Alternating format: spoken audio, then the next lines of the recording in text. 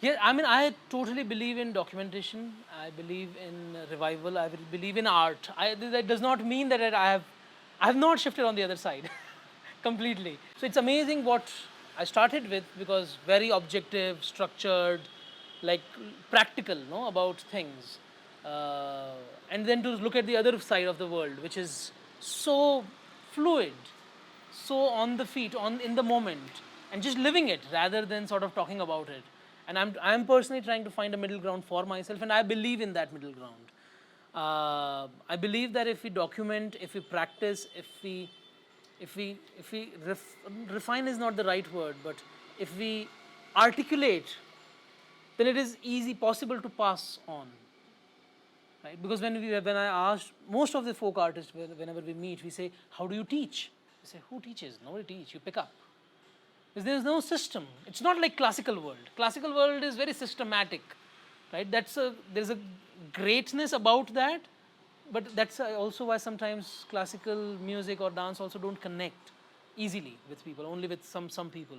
Whereas folk has no system most of the time, not always. Some folk traditions have found their feet into also having a system. So I feel that all these processes are important, documentation, because if we don't see documentation or we don't read proper research, if Nina Sabnani wouldn't have written about it, I might have just lost and I might not have been able to continue. But it's a very responsible work. One need to document in a very important way. It cannot be just about capturing the fact. It has to be captured in a way that it can carry the essence to some extent.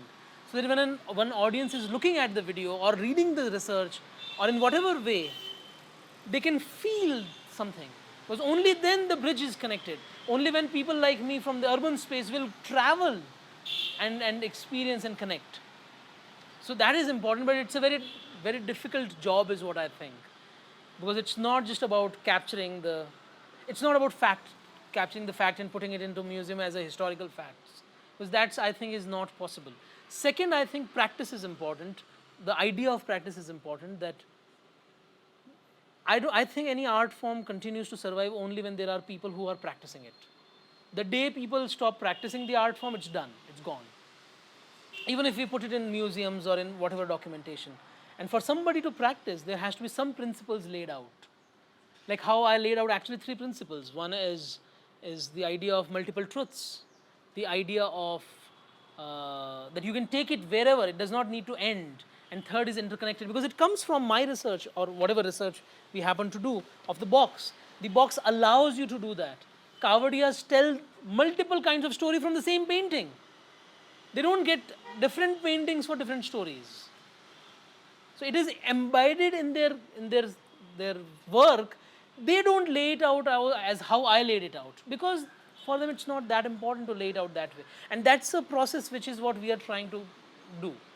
You see, I'm not as powerful, as amazing as them, but I'm able to articulate certain principles which can then help somebody else to practice it and take it forward.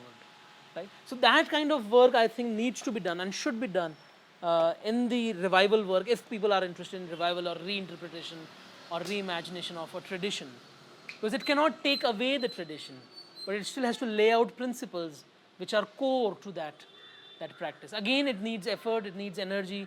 It cannot happen like, oh, I go there, I look at something, I put it on a blog post. It cannot be that. It has to be much more than that.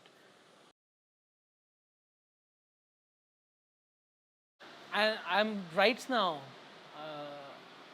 trying to figure out what should be my rituals, because there is so much value in beliefs and rituals, which I think you recognize as we begin to live life.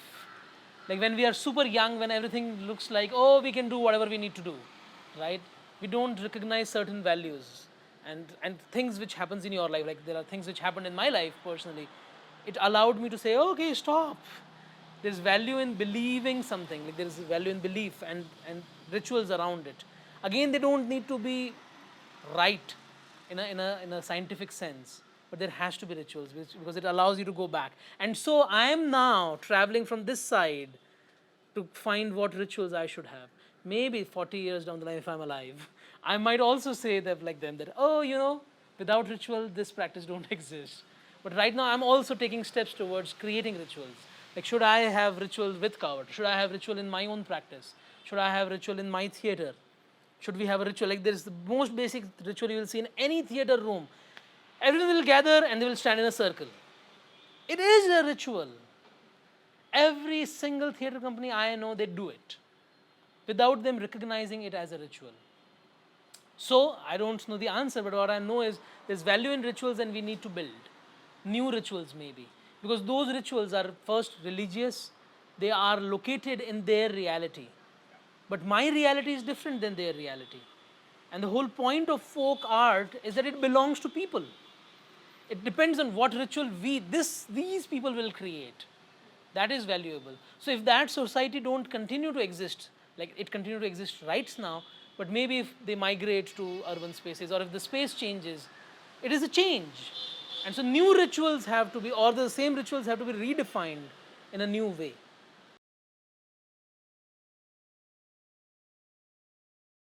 Yes, there are. There are Kavadiyas in Rajasthan. And last week, somebody from NID or NIFT, I don't remember, they called to interview about this Kavad thing. And she told me that because of the work we have been doing since past last 4 5, and our idea was very simple. So we picked up performing. I didn't really want to start performing the piece, but I said I couldn't find a middle ground. In a way, I can do something about the art form. Because my usual tendency is, okay, what can I do? Rather than sort of only questioning or only commenting on it, is there anything I can do? And I had no answer, and so I said, okay, I'm also an actor, I've also written this something, maybe we'll say reimagination of Kavad, at least people will know what Kavad is. And since then, a lot of people have researched, a lot of people have written scholarly material, a lot of people have picked up and performed. I now know that in storytelling circle, a lot of people now perform Kavad in terms of they bring the box and they do it, so it spreads the word. She told that because of this kind of work, government has started recognizing Kavad as an art form. So there are two parts to it. One is the painting and this beautiful box. So this is amazing and beautiful. And they are two different communities. So obviously government recognized painting as art form since beginning, but government don't recognize usually, or not just government, a lot of institutions don't recognize storytelling as art form. Because painting look like art, so obviously it is art. So they have commissioned Kavadiyas who make Kavad in their stalls. Government do these stalls, no, across cities and villages where they invite artists to showcase their work. So Kavad makers, they have kind of survived and they have found business. So now in a lot of stores, you will find these beautiful boxes. People in fact from outside India purchase this extensively. Because this is beautiful and you can put it keep it in your house. But the Kavadiyas, the storytellers, they have not found that space. And she told me that now they have started recognizing it, they have started inviting them. Which is what I'm very excited about. She said because of the work and videos which we see about you and things which has happened, suddenly they're like, oh, maybe we should invite. Obviously, they should not invite us because we are still contemporary people doing our stuff. But that inviting them is an important milestone. So I'm still sort of finding more details about it and hope to see if now they are open to come, we should bring. So historically, is Kavadiya word comes from this yatra which happens in UP, and they carry this painting of Shiva, I think Ardhanarishwar. They took this, yeah, right, and they travel, and they are usually called Kavadiyas, and they are I think them or some pandits, I don't know, but there is this I'm connecting two things. There is this entire tradition we have in India, no, about maintaining family history or maintaining family tree. So you go to a pandit, you say, okay, your name, some new person has born, great. Oh, this person dead, great. Whatever, right? So they create a family, they maintain your family history. And this is an important work which people used to maintain and go for. It's part of ritual, a living ritual. They say historically, some of them traveled to Rajasthan 400, 500 years ago. And when they came to Rajasthan, they said, oh, when you come to me, why am I just telling you about who was your grandmother, who was your grandfather? Maybe I will tell you a story about them. Because Rajasthan, I don't know about UP because I come from Rajasthan, so I know that there's a lot of tradition about local gods and local heroes. For them, Ram and Vishnu, they are not very important gods. For them, this local Pabuji is more important. Right? This local god who is my village god is more important than like big shot gods. right? So they're like, then we should tell stories because that's the way you pass on wisdom. So now these people, Kavadiyas who came to Rajasthan, they started telling stories. And Rajasthan has this like what my grandmother did, what my grandfather did. It's very important to in Rajasthan. It's an important part. So they sort of seem to be transformed this idea of maintaining family history into oral storytelling form, and came the paintings. So the word basically means Kavad in Rajasthan means door, like Kavad. It comes from a word called Kavad. So you are carrying a door. So there are so many doors it has, and it's like a temple with you because the Kavadiyas used to travel. That's a temple in itself. So there are multiple meanings to it, but that's their history. That's where they come from, and the reference is in UP. So, but there are many art forms which are about painting and storytelling. There are many art forms, but here it is actually about genealogy and how genealogy can be presented in a form of storytelling. Yeah.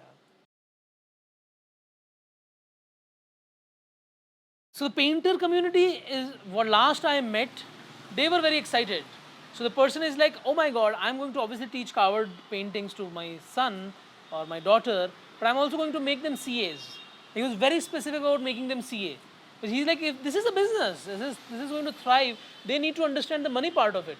Because we don't understand money part of it really well. So when somebody is making order, we get confused. And so we want to educate our children. But Kavadiyas, on the other hand, the storytellers, not last time when I met, and this might be a very outdated information with the new thing which I heard, they were like, what they will do. And anyway, they said, you have to pick it up. So the way I also received that, so he said, no, you observe and you pick it up and you have to do it in your own way. There is no one way of performing Kavad. You have to do it your way. So I presented it to him, this is how I am thinking, what do you feel? He said, this is your way, keep going, keep doing it. So that's where the principles and those ideas, no, training sort of comes into picture. Because I see a lot of storytellers also use it, but the word use itself is tricky. Like they use covered. And I'm like, no, it's, you can't use, like it's not, right? And that's where the principles training talk come about. That if I'm performing covered, it means something to me. It has to have a relationship. That is still a tricky place. I don't know if they have started doing it or not. That's why all folk performers are always, I'm so much in awe with folk performers in general. They go to an energy level which is so difficult for an urban person to go.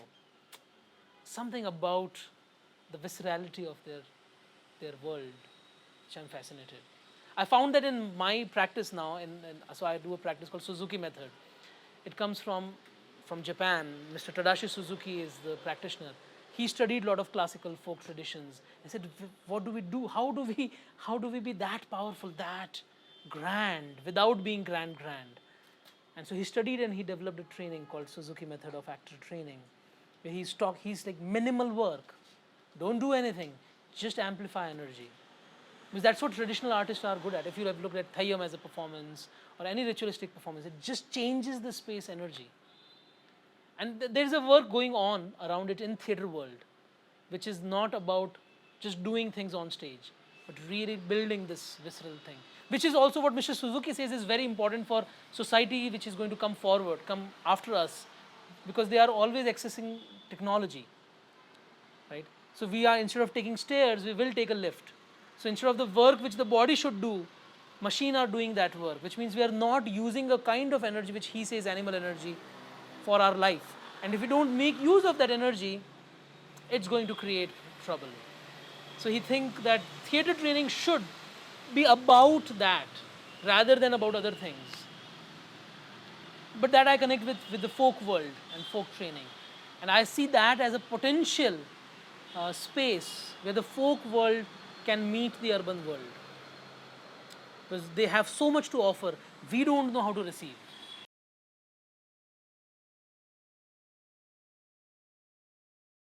No, traditionally also no music. I'm personally interested in collaborations. So recently we did a collaboration with the Yakshagana team from Udupi. Because I personally feel theatre, I mean, a kind of theatre is very limiting. And when you work with other art forms, it really creates, it really demands more from you, and it also expands you. So I'm collaborating with Rohit. It is very simple. I have a story, but you interpret it your way. You design it in your way. I can't dictate what you should. That is what collaboration is. If I'm telling, if I'm the director and I say, do this, do this, do this, this is what the music I want, this, then it's not a collaboration, it's just a teamwork. Right? So in collaboration, you allow the other collaborator to do the way they want to operate, and you find a way in between, because it allows everyone to expand. So even in the Yakshagana collaboration we had, it was a site-specific work, which included stories from a person named Ames.